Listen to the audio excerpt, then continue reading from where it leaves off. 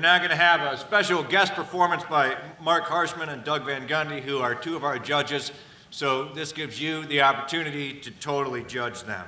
And if you want to shine a little light on your face and make marks on a piece of paper while they're performing, please do.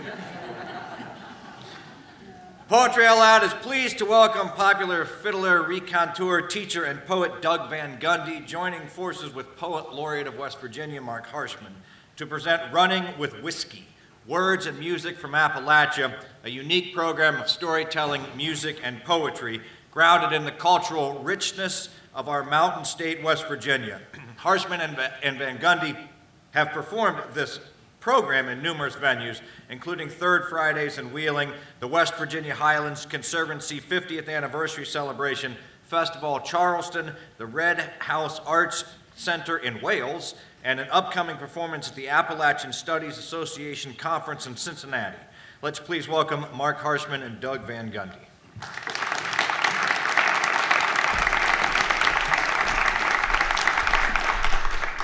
Thank you very much, Bill. We're really looking forward to this.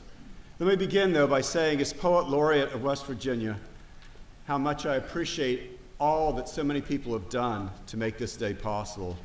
Thanks to Commissioner Randall Reed Smith and to Director Lance Schrader. A very special thank you to Jim Wolfe and all the amazing people associated with Poetry Out Loud throughout West Virginia who make this fantastic program possible. And a very special personal thanks to Secretary Gail Manchin and her Office of Education and the Arts and all they do to support my work throughout the state. And a congratulations to you, all of you Poetry Out Loud teachers, and all you've done to prepare these magnificent young people, and most of all, to you, our contestants, winners and winners. You have all heard this before, but it is true. You are all indeed winners. West Virginia students have done very, very well at the very top levels of National Poetry Out Loud competition. In addition, I also know your achievements here will pay you great benefits as you go forward from today. So let me just say that it is an honor and a privilege to be here with you today, to salute you and wish you all the best. Now, let me turn the mic over to my dear friend and colleague, Doug Van Gundy, who will tell you just a little bit about Running with Whiskey. And let me just reiterate what Mark has said about how wonderful and important this program is. Poetry Out Loud, not our program, although we think it's pretty good. Our program had its nascence in a lecture that I gave in Wheeling about fiddle tunes in West Virginia. And since I was going to Wheeling, I went a day early and stayed with my good friends Mark and Cheryl Harshman. And I knew that Mark had his poem called You Piney Mountain, which is named after a fiddle tune. And that was one of the tunes I was going to talk about in the lecture. And I said to Mark, would you want to maybe come up and read the poem and I'll play the tune? And that's how I'll end the lecture. I think people will like that. And so he tried it out at Mark's kitchen table, and it seemed to work pretty well. So I had Mark come up at the end of my lecture, and sure enough, it went over really well. That evening back at his house, we said, we should try to work up some poems and fiddle tunes, and Mark's a traditional storyteller. Maybe we'll work all these things together and see what we can do, and maybe we can come up with a program. And that is this program. So without any further ado, start off with a fiddle tune from down in Pocahontas County called Sandy Boys. Should say a fiddle tune and a song.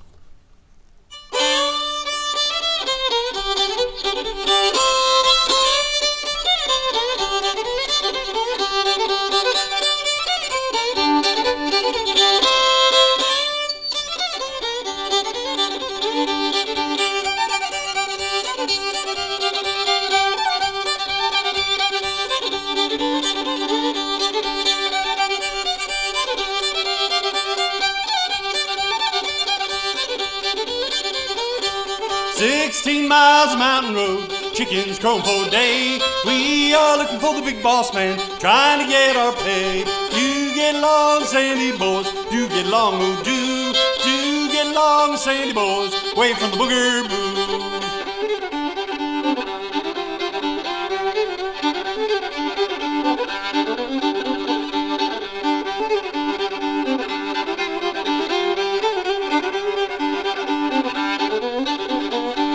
Someone stole old gray dog and I wish they'd bring him back. Chase the big hogs over the fence, little ones through the cracks. Do get long, sandy boys, do get long, oh do get long, sandy boys, away from the booger-boo.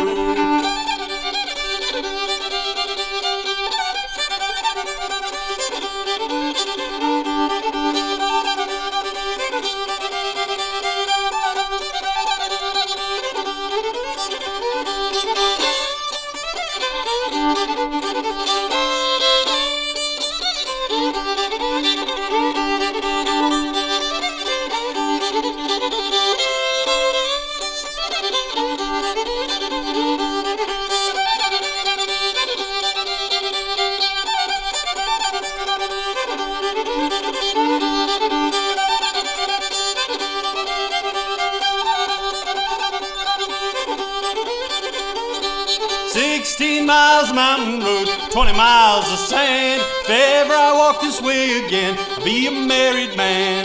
You get long, sandy boys, do get long, oh do get long, sandy boys, away from the booger-boo.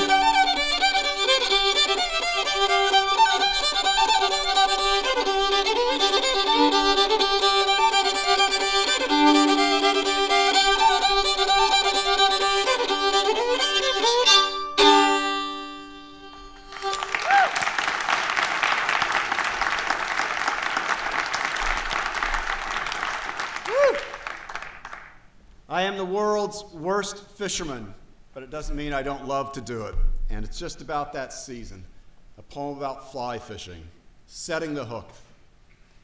Oak and fir, green shadow and mist, cold, and the noise of the stream, its push to ocean, hurried, constant, and my work, a silent rise and bend, a flicking rapid toss, and then gentle the laying down, a practiced repetition done again and again. Edging down midstream slowly, the bright tiny feathers gray where they finally reach the water. Impossible, the patience, but it comes, is welcomed, fed by the air and solitude as much as the magic liquid pull of the fish itself, though that is there somewhere always, the hope of surprise, the swift silver and leap, the flash, the lift of line and pull, and the work is to get the eye of the stream, the possible map of the fight, and the hands feel of what's in him, what the line reads to the fingers, to become the fish, the stream, to get the hook set in me as well, so that there's no getting free of what it is here I love.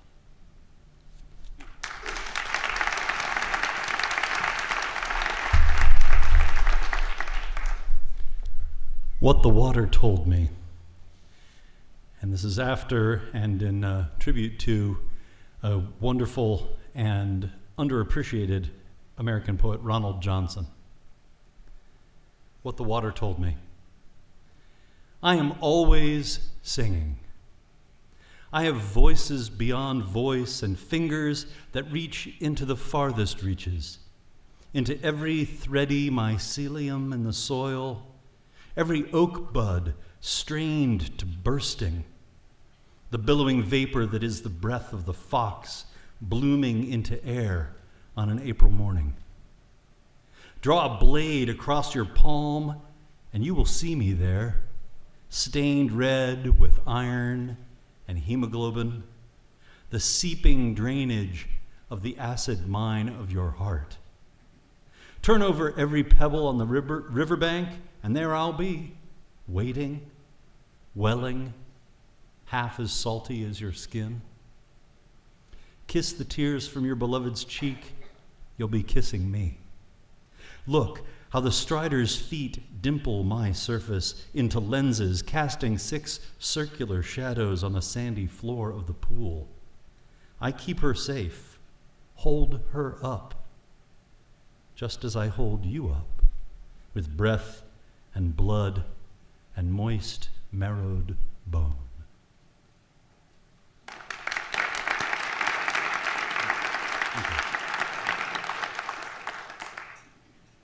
Mark's about to tell you a story about a train, so I thought it appropriate that I read you a poem about a train, or at least that includes a train. A lot of West Virginia's history has trains running through it, and how some people got here and how lots of natural resources were taken out of here. So this is called Norfolk and Western, and I wrote this for my friend Russ Hatton, who grew up in Mingo County in Williamson along the tracks of the Norfolk and Western. Mile after mile of black cars rattle past.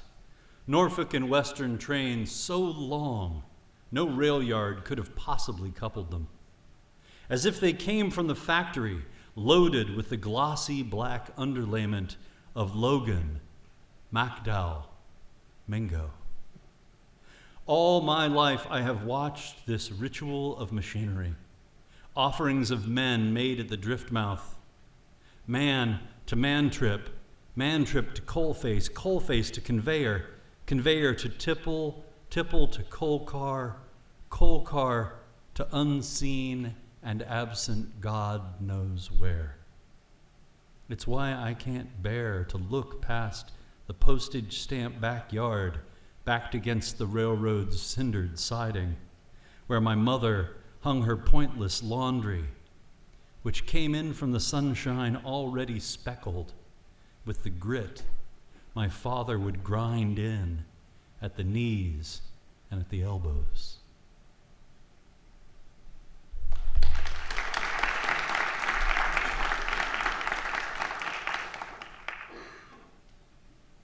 The ghost story. And you'll have to decide whether it's the ghost that's real or not real, or whether it's the story that's real or not real.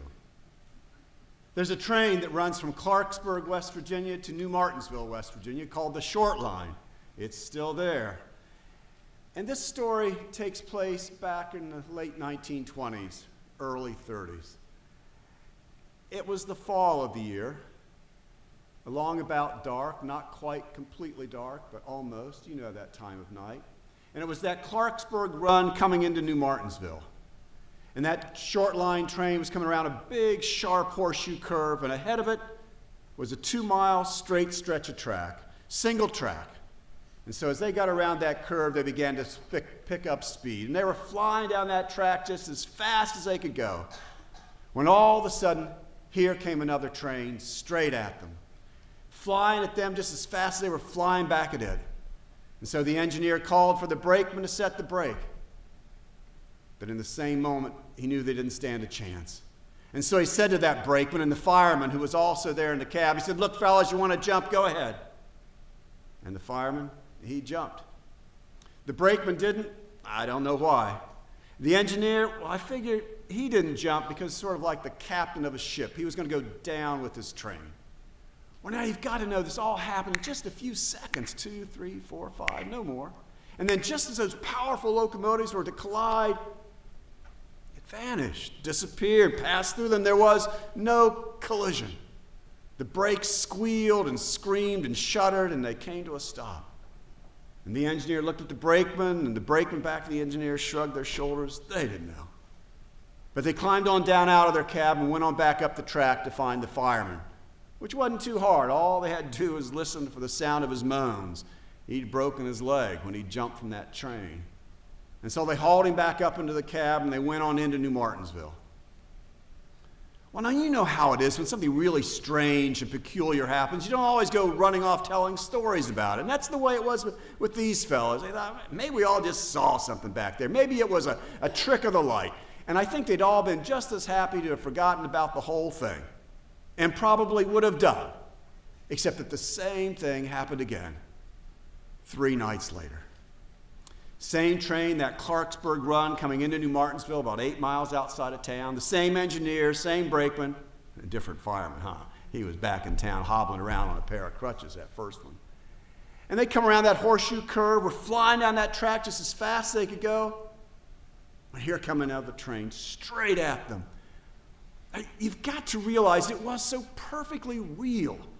The headlamp of that train so perfectly real. The outline of that train so perfectly real. Flying at them just as fast as they were flying back at it. It was not the kind of thing with which you could take a chance.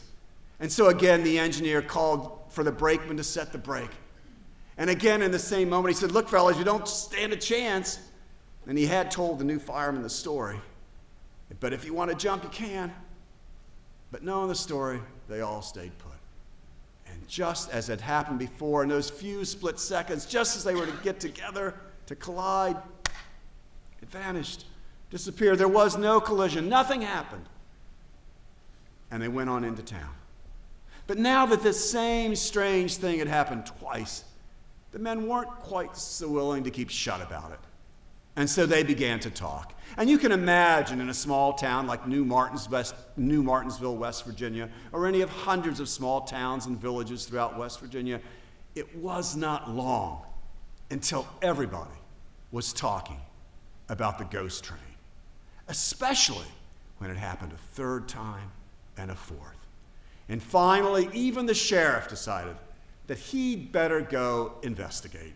He wasn't in the habit of chasing down ghost stories, but the story was getting big, and there was a fellow who was a go-to-church every Sunday, never take a drop of liquor kind of guy, hobbling around town on a real set of crutches. Now, I said this happened in the fall of the year, didn't I? Well, now that late summer, they had torn down an old hotel there in New Martinsville. One of those grand old hotels like you used to find in places along the Ohio River, like the Lafayette in Marietta or the Wells Inn in Sistersville.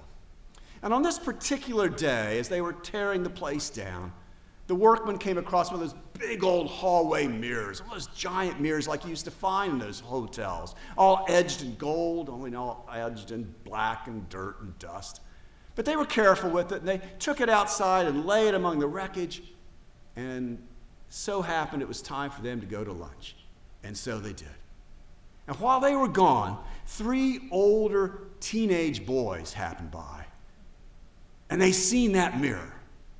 And they decided they was going to have themselves some fun. Well, I don't know how they got that mirror hauled up on the back of their wagon or into their old pickup, but they did. And I certainly don't know how they got it hauled all that way out into the country, but they did. And here's what the sheriff and his deputies saw then when they finally went out to investigate that ghost train. They heard the wail of that whistle. Then they saw the headlamp of that short line train, just about dusk, not quite, coming around that big horseshoe curve. Saw it start to fly down that straight stretch of track just as fast as they could go. Then the sheriff and his deputies huddled down there in the brush, just a little ways beyond them, saw 3 figures come up out of that same brush, carrying something big and bright and shiny between them. And he saw those boys hold up that big old mirror. And give them credit, they stayed there, they had some guts. They held that mirror up there as long as they could, till that train was just almost on top of them. And then they let that mirror slip back into their hands and back down into the brush. Only the sheriff's deputies were waiting for them by now. Hauled those boys off to jail, where they probably stayed a pretty good time back in those days. And right then and there, as you can see, that ghost train died and was not seen again. But you see, it was true. That engineer had really been seeing a real train. The only thing he had not known was he was seeing the reflection of his very own train. That's a true story from Wetzel County, West Virginia, that was told to me by the great storyteller Bonnie Collins. Thank you very much.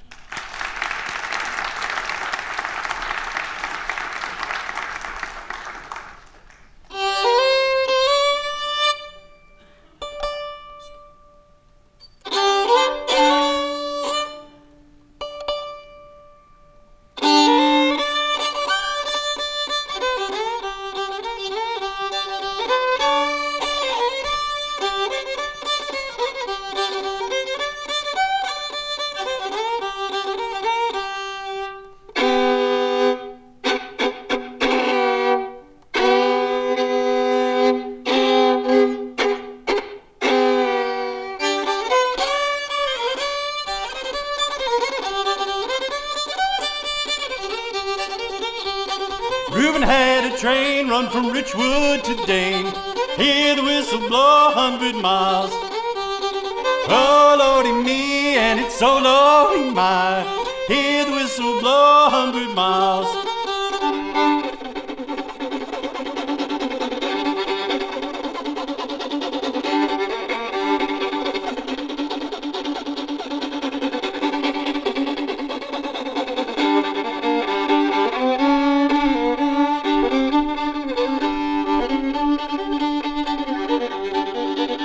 I'm 500 miles from my wife and my child. Wish I was 500 more. Oh, Lordy me, and it's so Lordy my. Wish I was 500 more.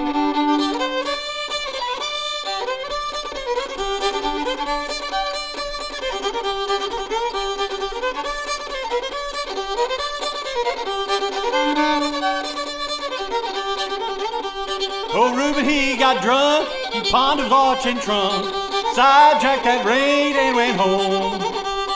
Oh, Lordy me, and it's so Lordy my, sidetracked that train and went home.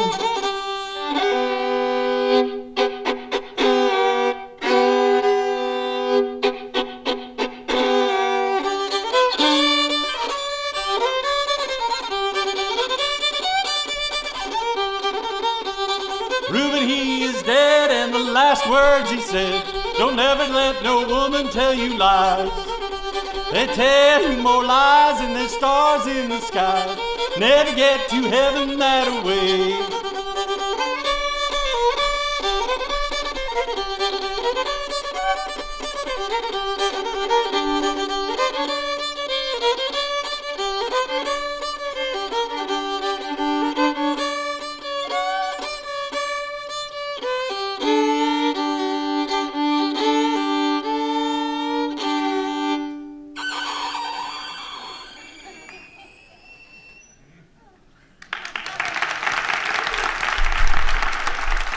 That was the Reuben's Train from the late, great William May from Breeden, West Virginia. Now, wasn't that fun, huh? A poem to celebrate the beauty of West Virginia and music and arts of all kind, and even how poetry can help to, doesn't seem possible, but I believe it, stop time. Peter's Mountain, 1. The night's fog pools now in this valley and laps at the long sweep of mountain twisting towards Virginia. And with an early sun freeing shadows and standing almost motionless, slowly the fog coalesces into the puff clouds we named as children, dragon and castle, elephant and snake, and granddad's bearded face, 2.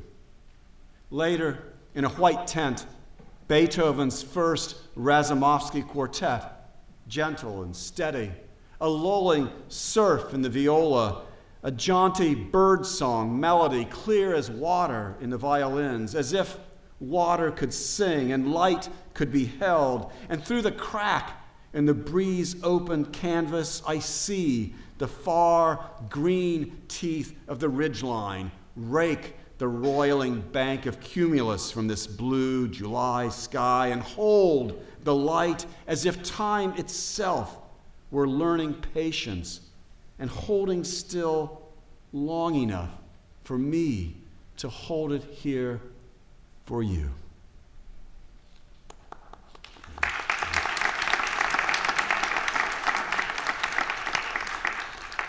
Yesterday, at least one of the contestants read a poem by the incredible poet James Wright. James Wright grew up the river from where I live in Wheeling, West Virginia, and Martins Ferry, Ohio, and is truly one of our greatest treasures as a poet in America. The poem opens with a few place names from the little town of Martins Ferry. And then later, something I haven't seen in many years, although people tell me when you go to the beach in the summer, you can still sometimes see it, and that is a little propeller airplane carrying signage behind it, buy Coca-Cola or vote for such and so. And that figures into the poem.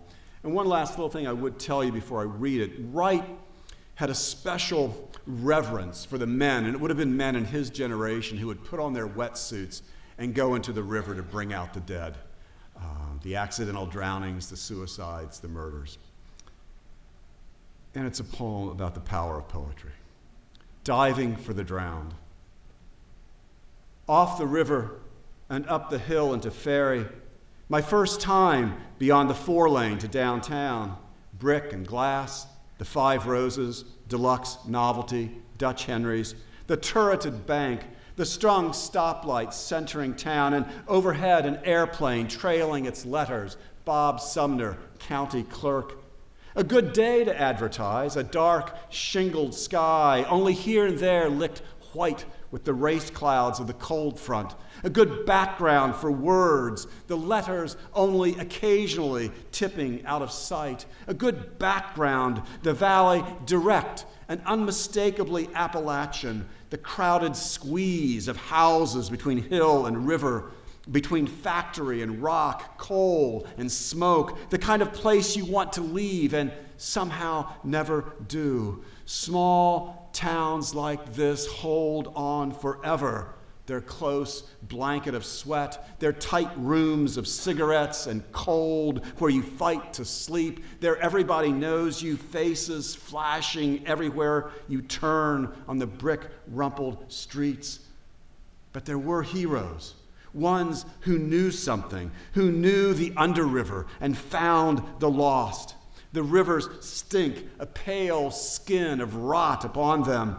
The ones who came back living, rising with stories from that dive into the green silver and silent current, who had reached into that liquid night and rose, having touched death with life, yet having brought no answers but the persistent one that lives with the telling, the return of words that keep us close, next to each other.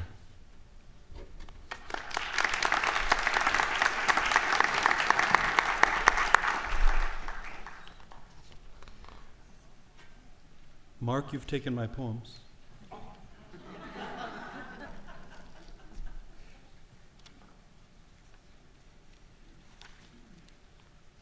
Well,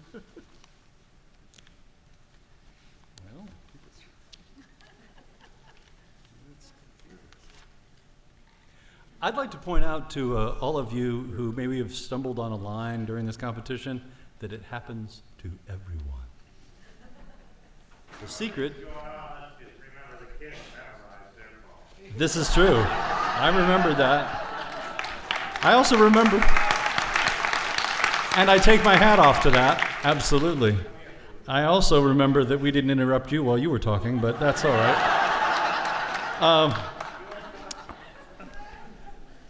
This is about a different kind of drowning, this poem, and living in a place where we, like where we live, where the earth is folded and there's only so many places for people to live and water to run. We lived through floods, the terrible floods of last year and the year before in southern West Virginia. I myself lived through the 96 flood in Marlinton, where there was 7 feet of water in downtown. And so this is called The Flooded Town. Forget for a moment what is to come.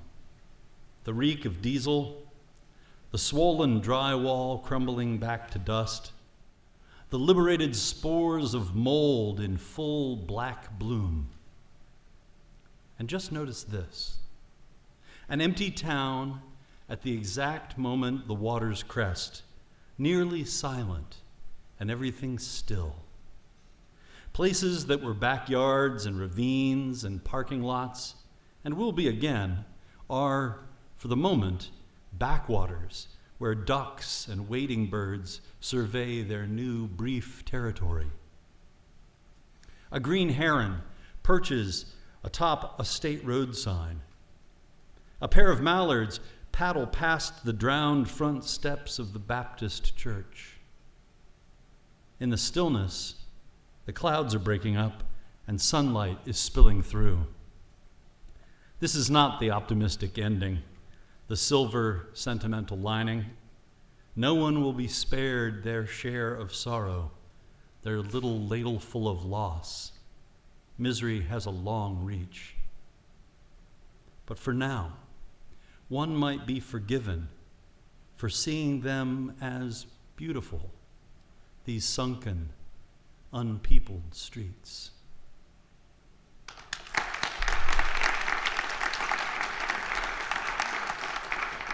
And here is where our program began, with Mark's poem, You Piney Mountain, and the fiddle tune. And I'll just say that it was amazing. I'd loved this tune, You Piney Mountain, for years. I had first heard it on this very stage, played by Harvey Sampson, and just fell in love with it, and it inspired this poem. And then, as Doug said, there we were in Wheeling one day, and he knew the poem, and I knew Doug was going to play this amazing tune. And I'll let Doug tell you a little bit more about the tune, and then we'll read the poem, and you'll hear the tune both. So I learned the tune from a recording, field recording made of Burl Hammond's, recording made by Dwight Diller back in about 1969. And Burl had learned it from a man by the name of Frank Santee from over in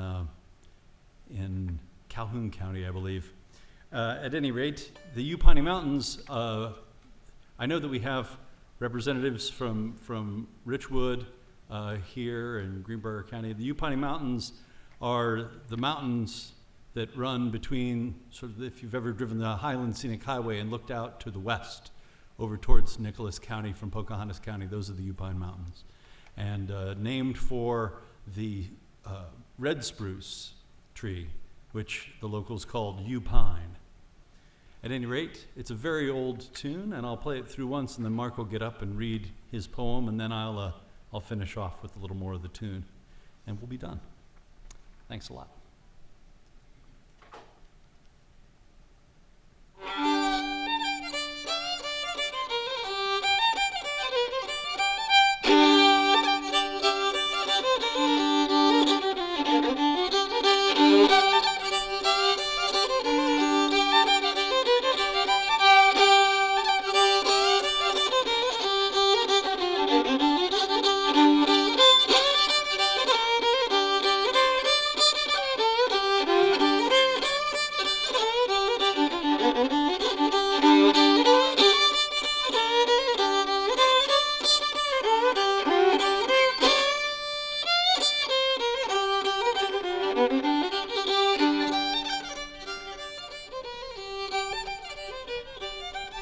In the old fiddle tunes, there is always a stream running, rocks and roaring cascades. In the best tunes, on the You Piney Mountain, there's a rising wind, a young girl whistling, a piper readying for battle. And someone's on their deathbed, true enough, and a cat is screaming, strangled with midnight desire, sure. And somewhere Granddad is mumbling to himself, granted, but there are as well frothy backwashes, and somewhere above, little grace notes echoing within the bell jar of quiet. In the woods, behind all this silver singing, a child adventures through a swift settling fog, the oaks and hickories mute with their secrets. There are no easy endings, and yet the pulse keeps ticking where the fiddler predictably returns the up and down ladder of seconds and days and years.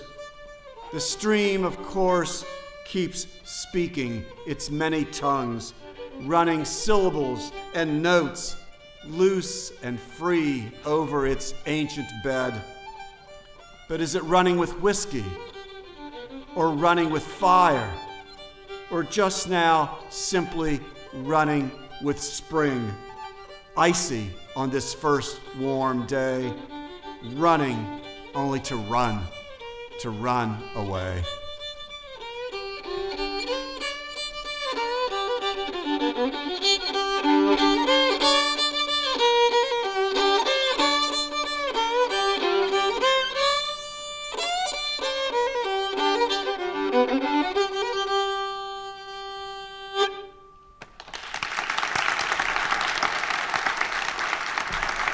Thank you.